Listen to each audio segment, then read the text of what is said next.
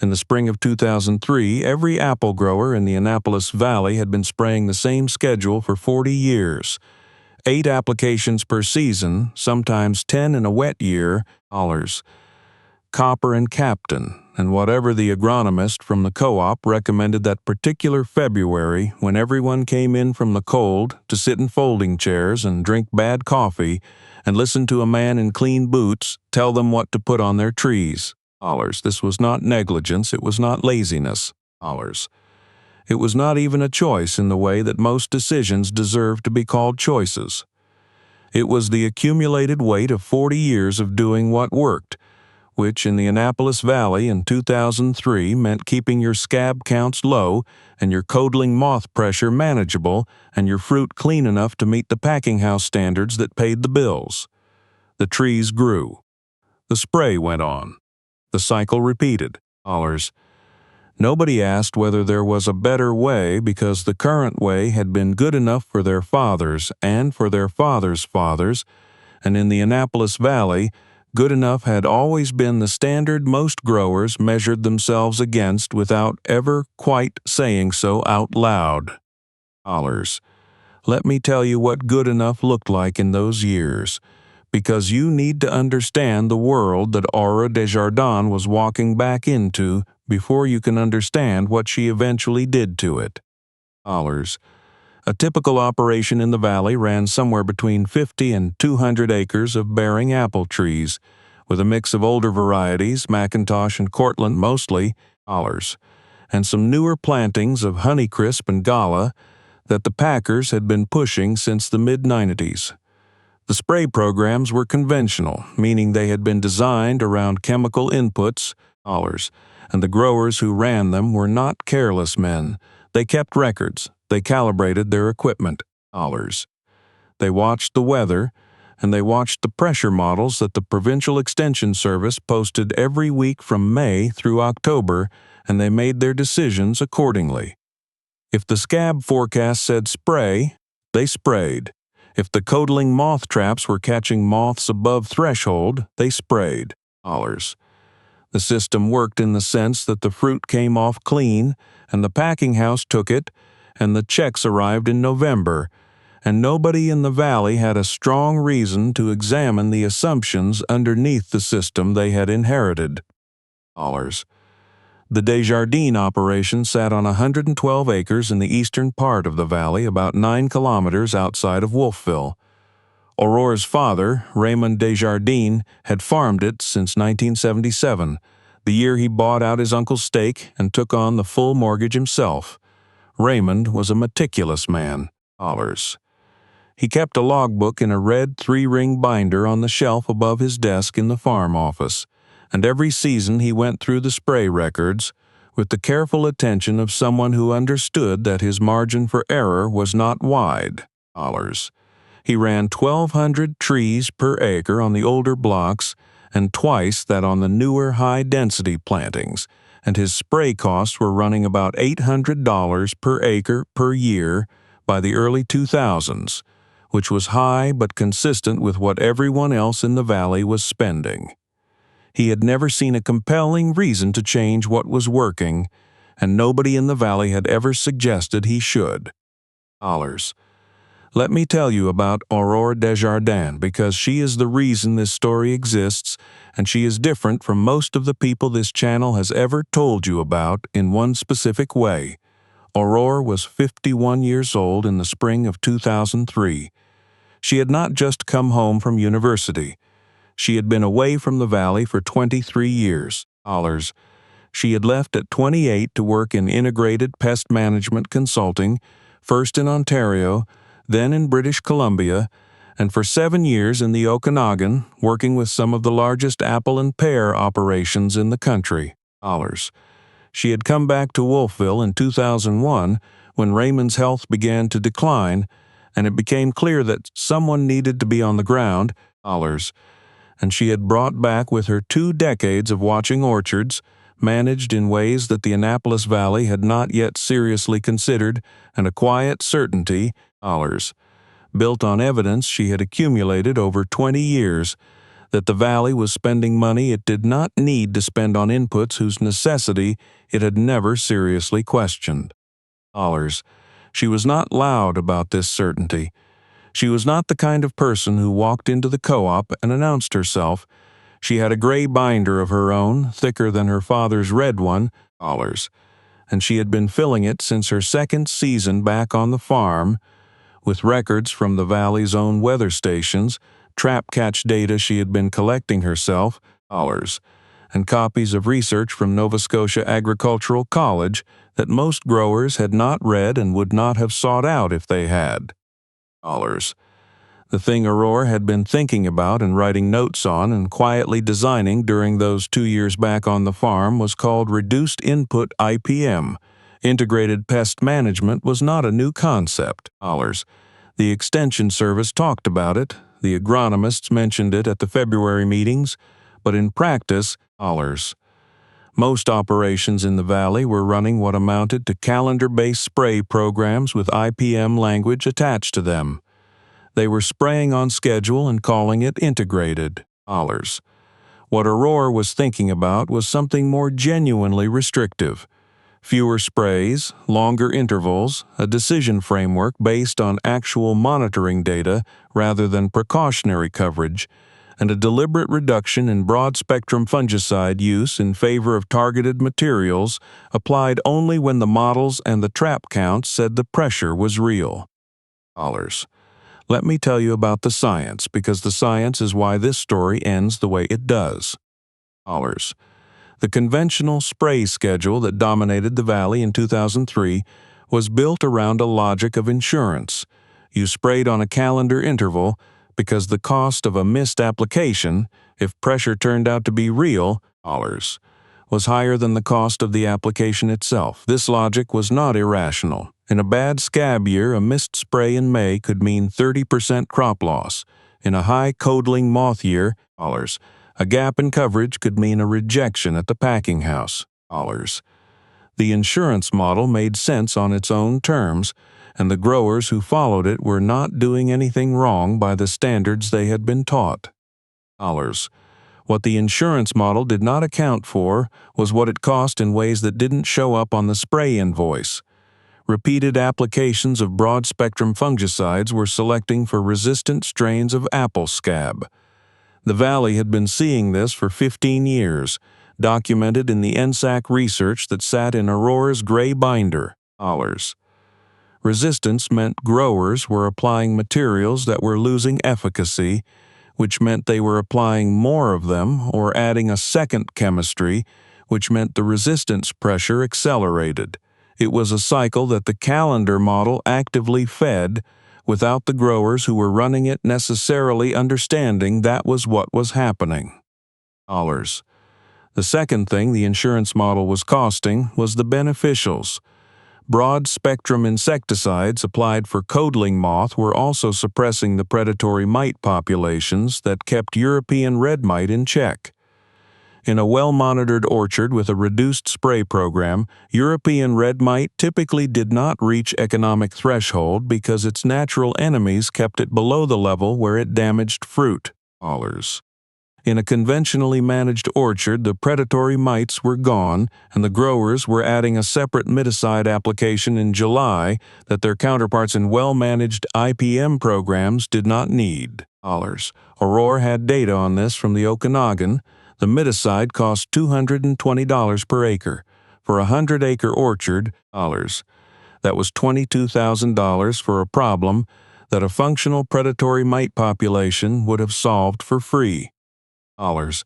She had done the math for the Desjardins farm.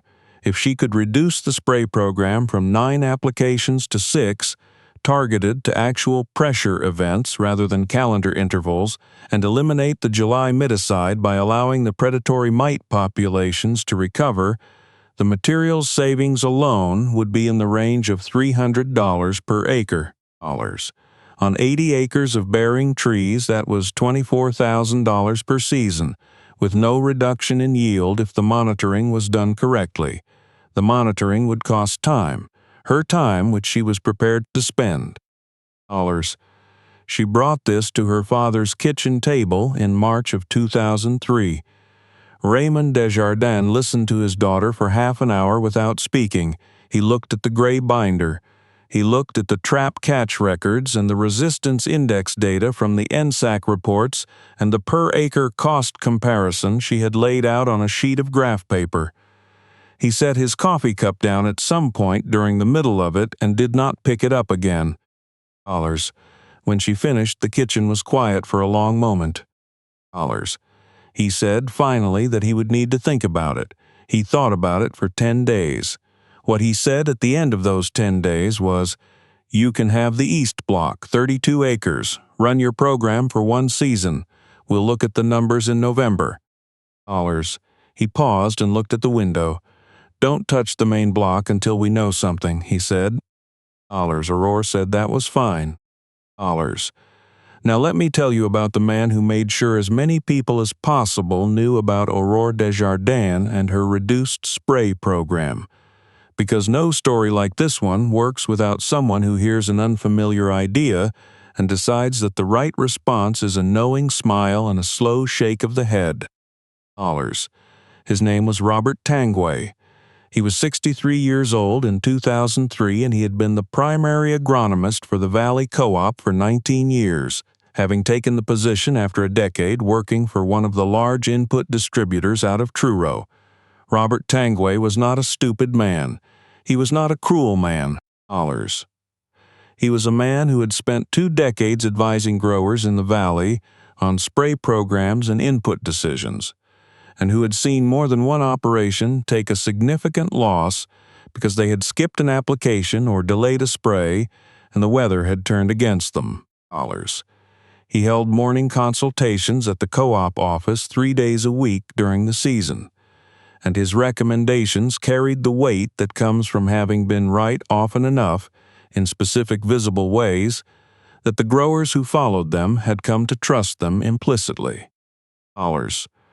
Aurore had made the reasonable decision to stop at the co-op in early April to discuss her monitoring schedule and to ask about trap placement for the East Block. She was not looking for approval. She was gathering information, but Robert Tanguay asked what program she was running on the East Block, and she told him. The silence that followed lasted about 4 seconds. He leaned back in his chair. He said not unkindly that he understood the appeal of the reduced input approach in theory. He said the valley was different from the Okanagan in ways that mattered, that the humidity was higher and the scab pressure was more sustained, and the models that worked in a dry interior climate did not translate cleanly to a maritime one. He said that Aurore had been away for a long time and that the valley's growers had learned some hard lessons in the 1990s about what happened when you got behind on scab coverage in a wet May. He looked at the chart on his wall that showed the valley's average spring rainfall. He said it almost gently.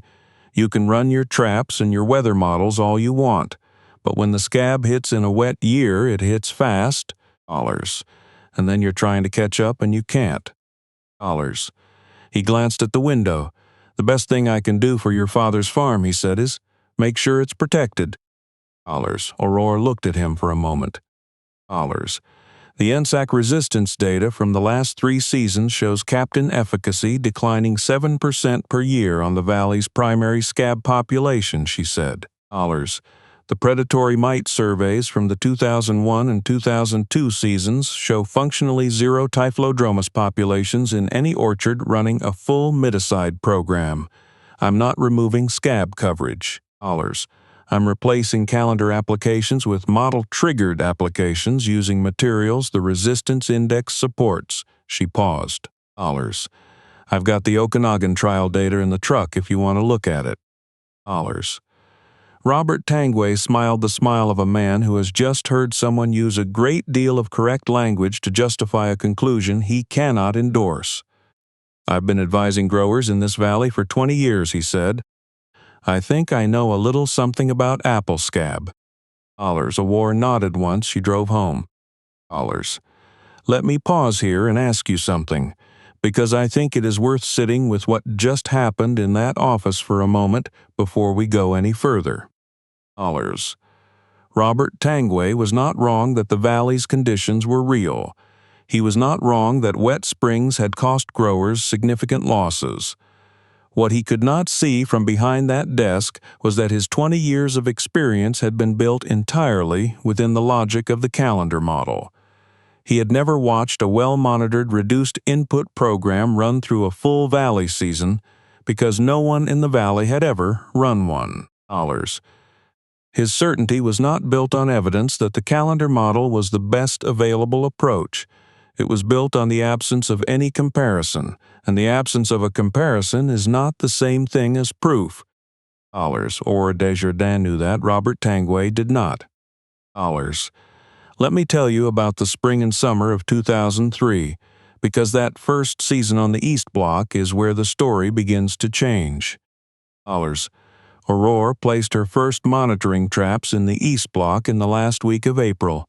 She ran a network of 8 codling moth traps, spaced to give her coverage across the block's 3 terrain types, and she pulled the catches every 3 days and logged them against the degree-day model she had calibrated for the valley's own temperature base.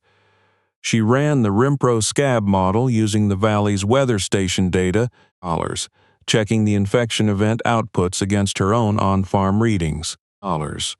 She walked the block twice a week during the high-risk period in May and June, looking at the new tissue, checking the undersides of leaves, counting what she found.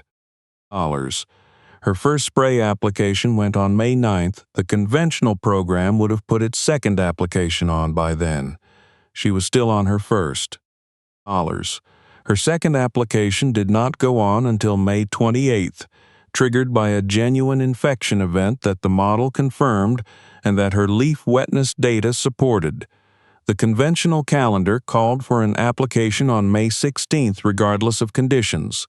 That date had been dry and clear with an infection risk index that the model rated at 2 out of 10. She kept records of everything, every trap catch, every infection event, every weather observation, every spray decision, and the data that had triggered it. The first thing she noticed early in the season was that the East Block's natural enemy populations were doing something she had not expected to see in year 1. The predatory mite counts in the rows she had left unsprayed with broad-spectrum materials were already showing Typhlodromus occidentalis at densities she had not seen in a valley orchard since her early years consulting. The populations were there. They had been there the whole time, suppressed by the miticide and the broad-spectrum insecticide applications, waiting for a gap in coverage that would let them come back. She wrote this down carefully. She took photographs. She did not mention it to anyone yet. By mid-July, the East Block had received 4 spray applications. The main block on the conventional calendar had received 7. The European red mite counts in the East Block were running below threshold without any miticide application. In the main block, mite counts had crossed the economic threshold in the first week of July, and Raymond had applied a miticide on the 15th, as he had done in each of the previous 4 years. Aurore's East Block did not need it. She wrote the savings down. $215 per acre on the miticide alone. In August, she walked both blocks with a Scab scouting sheet and counted fruit lesions. The East Block showed a Scab incidence of 1.2%. The main block, on the conventional calendar with 2 additional applications, showed a Scab incidence of 1.8%. The East Block was cleaner. She had sprayed less and gotten a better result because the applications she had made were timed to actual infection events rather than to a calendar that ran regardless of whether conditions warranted it. She photographed both sets of results. She wrote the numbers down. She did not say anything to her father yet. She wanted the harvest data before she brought anything to the table. In October, when the picking was done and the fruit had gone to the packing house, the numbers were clear. The East Block's fruit met grade on 94% of the crop, compared to 92% on the main block. The spray cost on the East Block had come in at $490 per acre. The main block had cost $830 per acre. She had used $490 of materials and 6 sprays to produce cleaner fruit than the main block had produced, with $830 and 9 sprays. She put all of this on a sheet of paper and brought it to the kitchen table in November. Raymond looked at the numbers for a long time. He looked at the per-acre cost comparison and the Scab incidence table and the predatory mite counts from mid-July.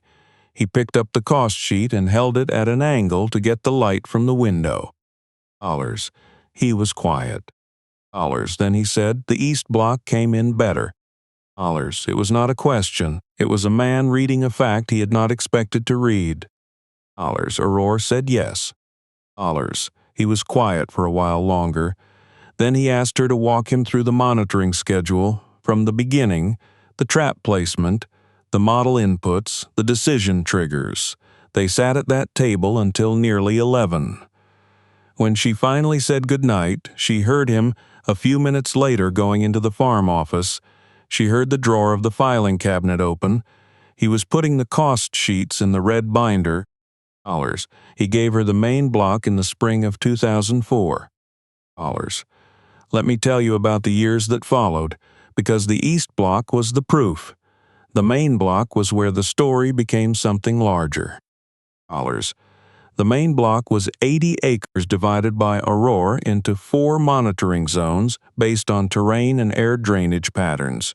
She ran the full network, 20 traps across the whole farm, and she hired a part-time scout for the high-pressure weeks in May and June, a young woman from the agricultural college who was studying entomology and who turned out to have exactly the kind of methodical attention to detail the work required. The two of them walked every row in the main block twice a week from bud break to harvest. The main block spray cost in 2004 came in at $510 per acre. The previous year's cost under the calendar program had been $840. The savings were $330 per acre across 80 acres, which was $26,400 in a single season. The fruit grade held. The Scab incidence on the main block dropped to under 1%. The predatory mite populations had begun recovering in the main block by mid-July. Raymond looked at those numbers in November and said, simply, that she could make the calls from now on. He meant it as a statement of confidence. Aurore understood it that way. The growers at the co-op understood it differently. They understood it as the old man stepping back because his health was not what it had been, and he was letting his daughter run things for a while, which was a reasonable enough thing to do without necessarily meaning anything about the program she was running. Robert Tangway had a theory about why the cost numbers Aurore was reporting were misleading. Something about how the East Block's historical pressure had always run lower than the valley average, or how a single good season didn't account for the risk exposure in a bad Scab year, or how the comparison wasn't quite apples to apples because the main block had heavier crop load. And this theory circulated through the co-op with the persistence of an explanation that nobody could fully verify, but that several people found more comfortable than the alternative. The wet spring came in 2005. Let me tell you about May of 2005, because that spring is the reason this story is still being told, and because it is the moment when the quiet argument that had been running through the Valley Co-op for 2 years finally got an answer that nobody disputed. The spring of 2005 was one of the wettest on record for the valley. Rainfall in May came in at 212% of the 30-year average.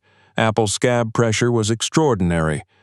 The Rimpro model was logging primary infection events on 16 days between April 24th and June 3rd. The Extension Service issued an emergency advisory on May 10th recommending immediate protective applications across all valley orchards and a return to 7-day spray intervals for the remainder of the primary scab season. The language in the advisory was direct. This is not a year for reduced programs. Growers who were caught behind on coverage in the first 2 weeks of May paid for it. An operation outside of Kentville that had been experimenting with longer spray intervals on 2 of its blocks came in that fall with scab incidence above 12% on those blocks, a level that triggered a partial rejection at the packing house. The story went through the co-op in November like weather. It confirmed everything Robert Tangway had been saying since 2003. The valley was not the Okanagan. Wet years were real. The risk of a reduced program in a wet spring was exactly the risk he had described. What the story did not include, because nobody at the co-op counter had the full picture, was what happened on the Desjardins farm that same wet spring. Aurore's scab management program in 2005 had not been reduced input in the sense that she had pulled back on coverage. It had been model-driven, which in a wet year with 16 primary infection events meant more applications, not fewer. She had put on 9 spray applications between April and June. That was more than the co-op's recommended calendar program had called for. But every one of those 9 applications had been timed to an actual infection event, applied within the model's optimal window, and the materials she had used were ones the resistance index supported. The Kentville operation that had the 12% scab incidence had been running a reduced calendar program without the monitoring infrastructure to know when to spray. Aurore had been running a monitored program that happened to spray more in a high-pressure year because the data said to. These were not the same thing. Robert Tangway would have said they were. He would have been wrong.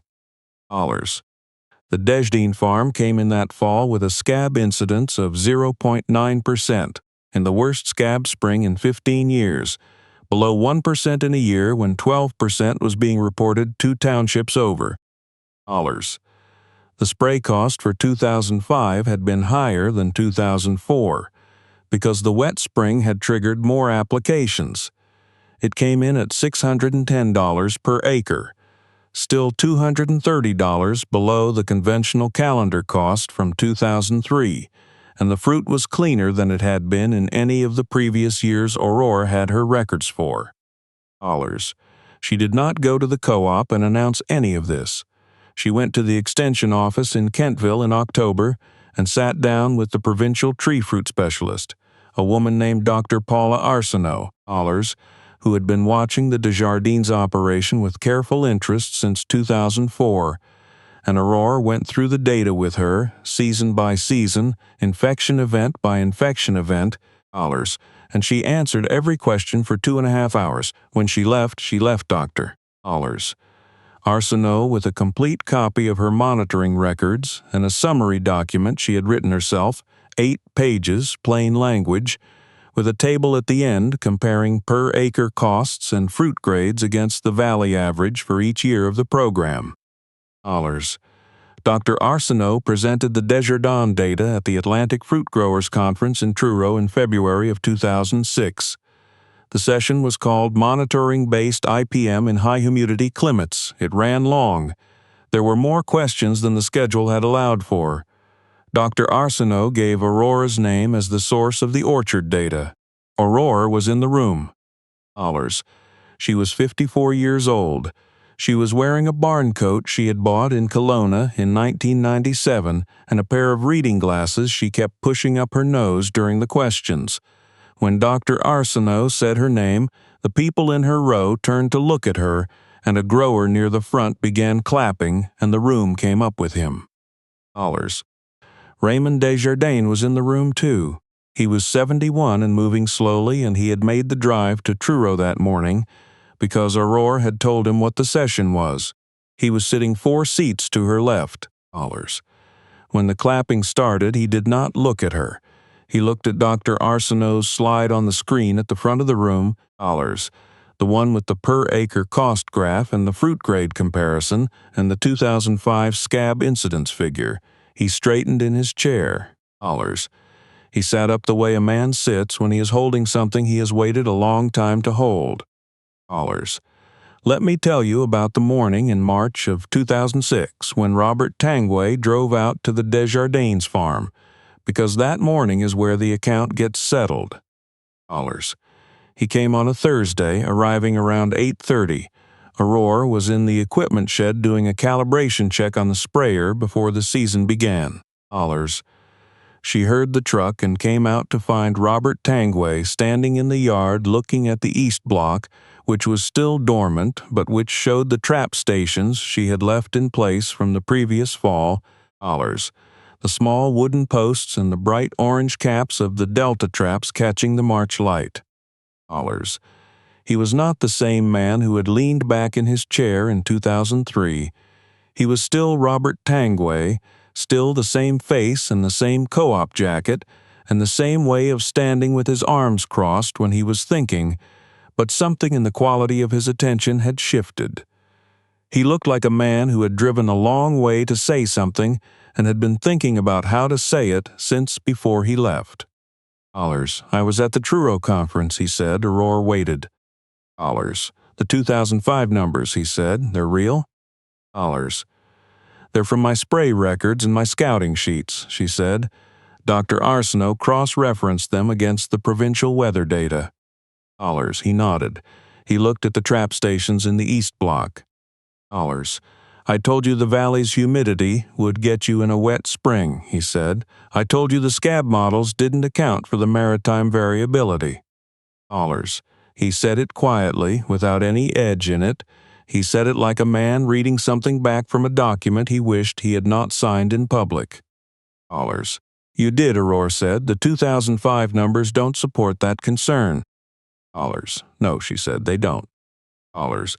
He was quiet for a moment. A cold March wind came off the block and moved the orange cap on the nearest trap. Dollars.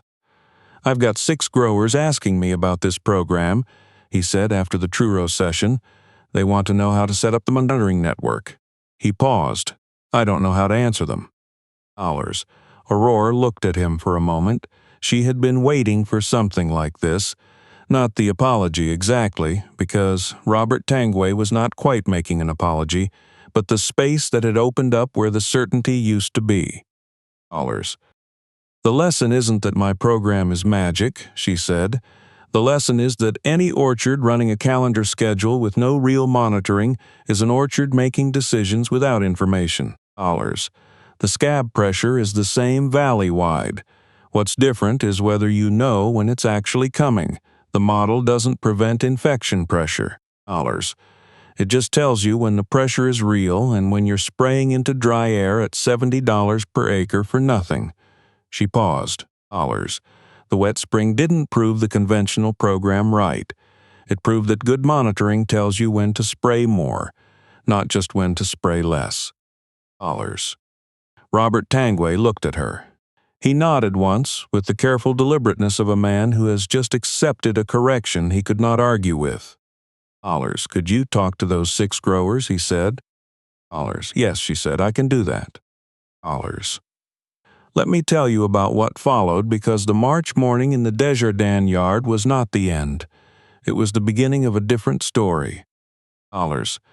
By the 2007 season, Aurore was running the monitoring program on all 112 acres of the Desjardins operation and carrying a spray cost of $480 per acre, with fruit grades that had become a reference point at the packing house.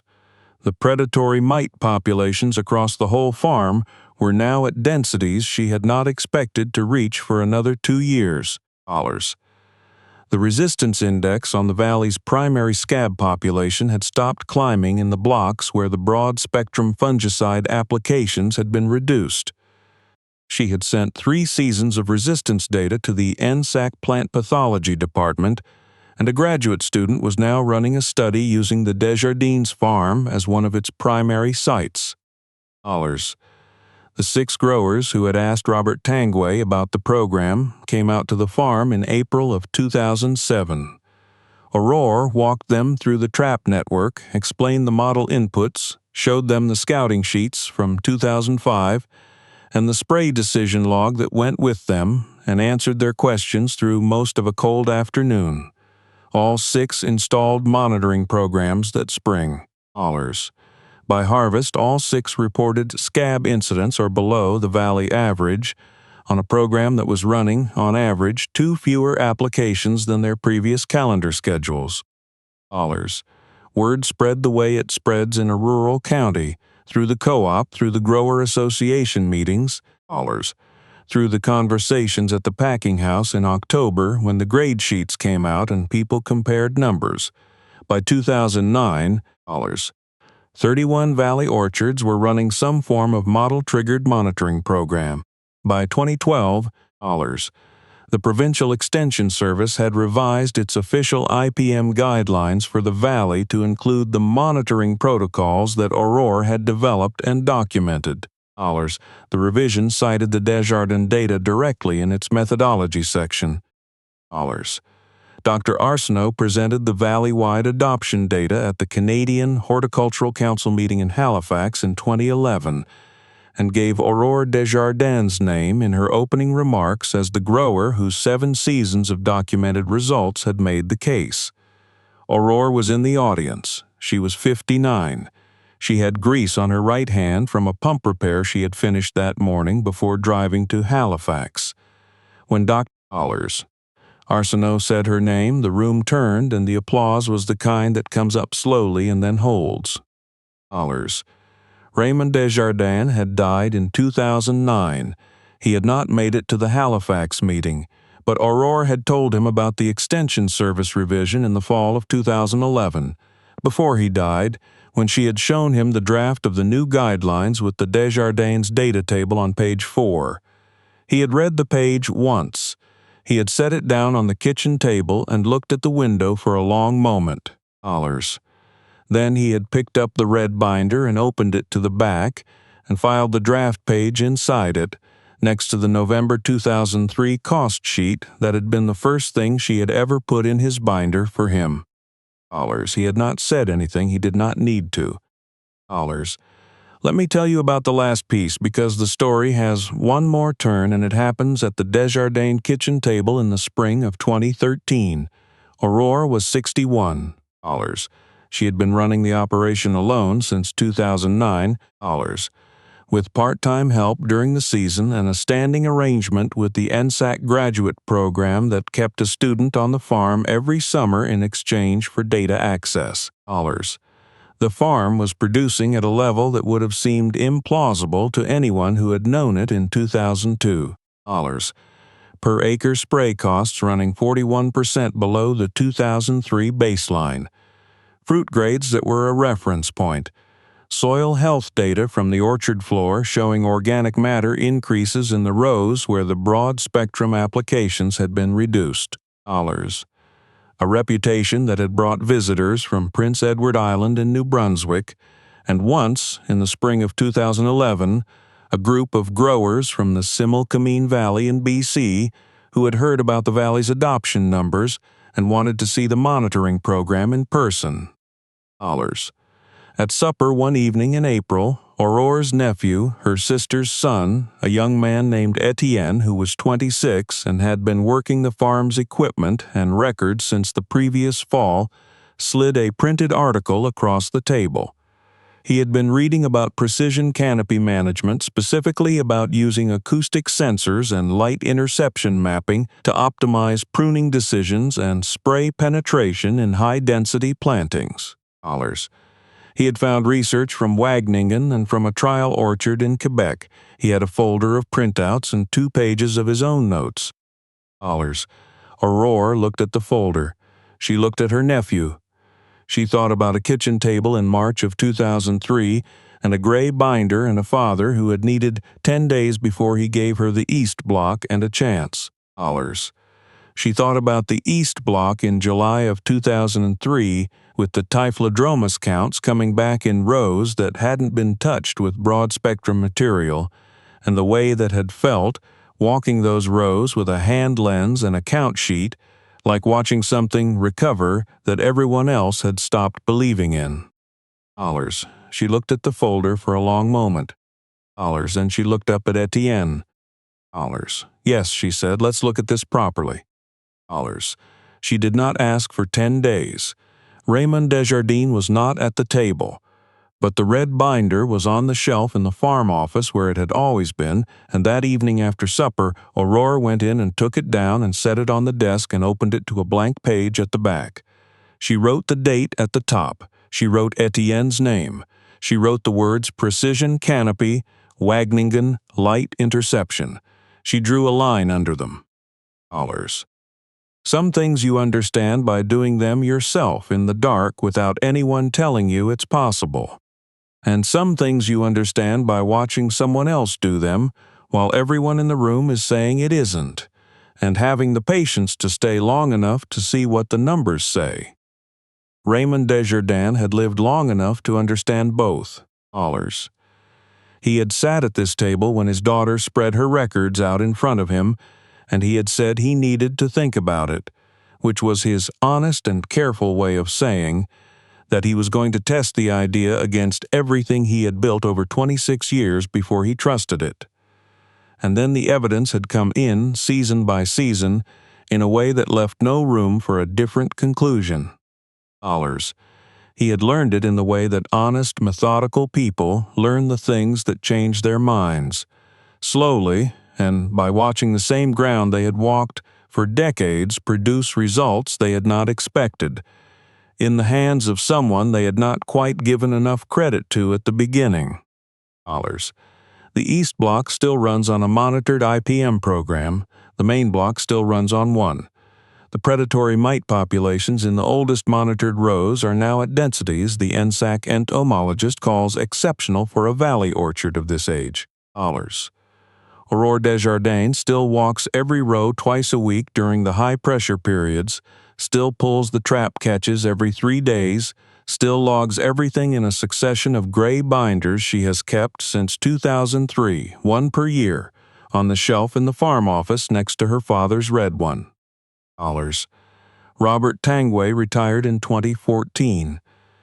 At the Grower Association dinner that spring, he gave a short speech in which he said that the thing he was most grateful for in 28 years of advising valley growers was that he had been wrong about something significant early enough to learn from it and pass the correction on.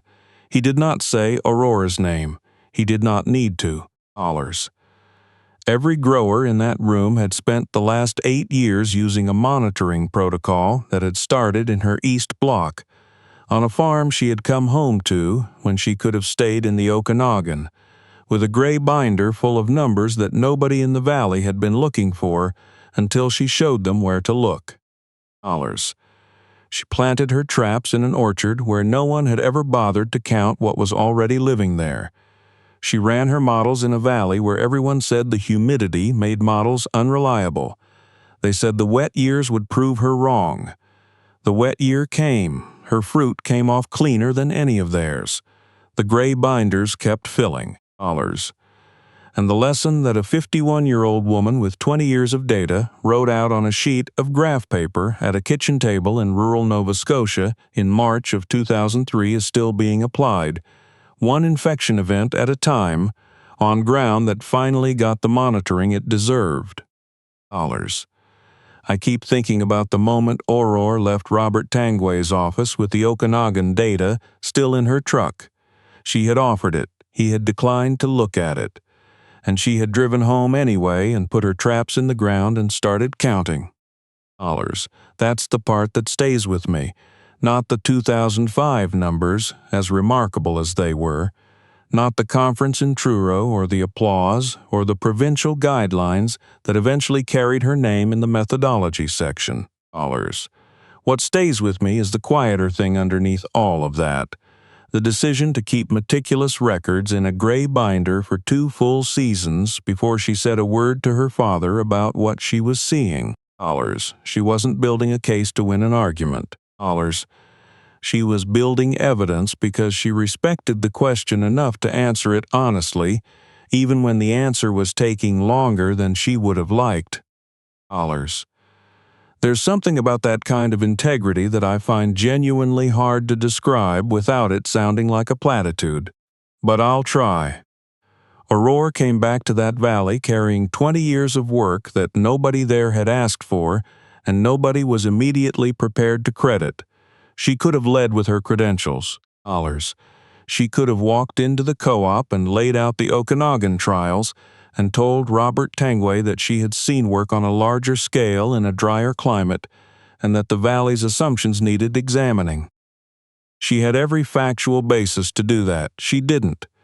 She asked for 32 acres in one season and let the East Bloc make the argument for her. Dollars. That restraint is not passivity. That's a form of clear thinking that most of us underestimate. It's the discipline of knowing that a correct idea and a proven idea are two different things, and that the second one is the only one that moves anybody. Dollars. What Raymond did with those 10 days of thinking before he gave her the East Bloc. I think about that too. He wasn't being obstinate. Dollars. He was being careful in the way that people are careful when they have spent 26 years responsible for something they built from a mortgage and hard seasons and a lot of early mornings. Dollars. His caution was a form of care for the land, for the farm, for the family name in that county, and when the evidence came back clearly enough, he changed. Dollars. Not with fanfare, not with an apology, just with a red binder and a fresh page, and the quiet authority of a man who has decided that the data matters more than the position he held before he saw it. Dollars. That's the combination that I think actually changes things in the real world, not in stories but in actual fields and actual orchards and actual kitchens where difficult conversations happen. Dollars. You need the intelligence to read the evidence correctly, the persistence to gather it long enough that it becomes undeniable. Dollars. And the decency to share it without making the people who were wrong feel like they have lost something. Aurore didn't celebrate Robert Tangway's visit to the farm in March 2006. Dollars. She answered his question and offered to talk to the 6 growers who were asking. That's it. That's all she did. Dollars. The wet spring came in 2005, and the scab hit hard across the valley, and Aurore's fruit came off below 1% incidence because she had built a system that told her when the pressure was real. Dollars. The cause preceded the effect by 2 full years of patient, methodical, unglamorous monitoring work. The result looked like luck from the outside. It was the opposite of luck. Dollars. It was the kind of outcome you can only produce if you were already doing the right things before anyone was watching. Dollars. I think about the gray binders on that shelf in the farm office, sitting next to Raymond's red one. Different handwriting, different conclusions about what the land could do, the same shelf. Dollars. That's the whole thing. That's all it ever is.